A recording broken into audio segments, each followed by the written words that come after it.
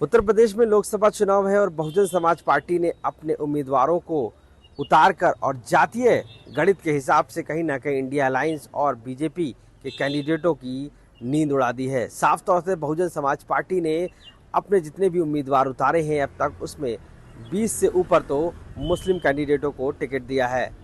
माना जा रहा है मुरादाबाद से लेकर संभल, सहारनपुर, पीलीभीत जैसी सीटों पर भी मुस्लिम कैंडिडेट दिए गए हैं।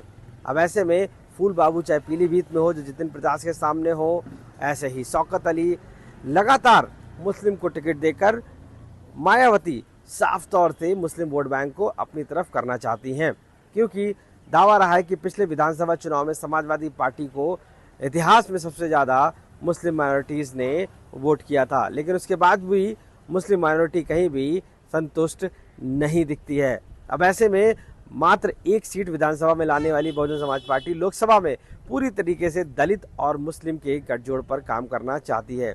यही वजह है कि उसने जो लिस्ट उतारी है उसमें कहीं ना कहीं मुस्लिम को आगे रखा गया है। लेकिन इसके साथ साथ जहां पर अगर ब्राह्मण की बात हो या ओबीसी की, उन कैंडिडेट को भी बीएसपी ने आगे रखा है। अगर हम अमेठी की बात करें तो नन्हे लाल चौहान को वहां से उतारा गया है। नन्हे चौहान वहां के ओबीसी चेहरे हैं और माना जाता है कि अमेठी में ब्राह्मण कैंडिडेट बीजेपी और कांग्रेस उतार रही है और ऐसे में ओबीसी के लिए कोई वहां पर उम्मीदवार नहीं था। बीएसपी ने वहां से ओबीसी उम्मीदवार उतारकर कहीं ना कहीं सीटों का समीकरण बिगाड़ दिया है। कैसरगंज की सीट पर कहीं ना कहीं ब्राह्मण कैंडिडेट लाकर वहां की ठाकुर और ब्राह्मण के बीच में होने वाली रणनीति को अब राजनीतिक रूप दे दिया है।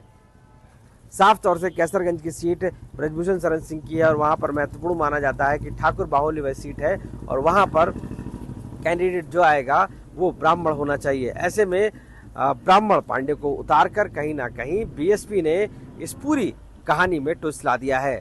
ये माना जा रहा है कि बहुजन समाज पार्टी जिस तरीके से उम्मीदवारों को उतार रही है, सीधे सीधे नुकसान इंडिया अलायंस को होने वाला है, क्योंकि इंडिया अलायंस के कैंडिडेट जहां पर मुस्लिम बाहुल्य हैं वहां पर मुस्लिम उतारे हैं और ऐसे में बीएसपी ने भी उनके सामने मुस्लिम कैंडिडेट उतार दिया है।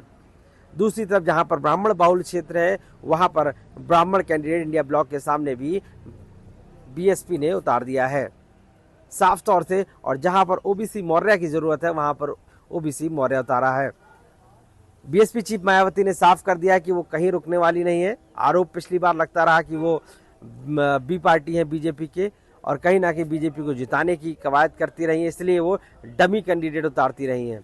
लेकिन इस बार डमी कैंडिडेट ना देकर सीधे उन्होंने चुनौती देने वाले कैंडिडेटों को पूरे उत्तर प्रदेश में उम्मीदवार के तौर पर उतारा है। ऐसे में माना जा रहा है कि साफ तौर से बहुजन समाज पार्टी कहीं ना कहीं एक मजबूत स्थिति में उत्तर प्रदेश में दिख रही है और इसका सीधा नुकसान इंडिया अलायंस को होने जा रहा है। जिस तरीके से बीजेपी और इंडिया अलायंस के कैंडिडेट पूरे उत्तर प्रदेश में है, ऐसे में माना जा रहा है कि कहीं ना कहीं बीएसपी के कैंडिडेट आने से इंडिया अलायंस के कैंडिडेट को काफ़ी नुकसान होने वाला है। बीएसपी इसके लिए पूरी तरीके से रणनीति तैयार कर चुकी है और बीजेपी और इंडिया अलायंस के कैंडिडेट को चुनौती देने के लिए अपना एक एक कैंडिडेट, एक एक उम्मीदवार बहुत ही सोच समझ कर फील्ड कर रही है।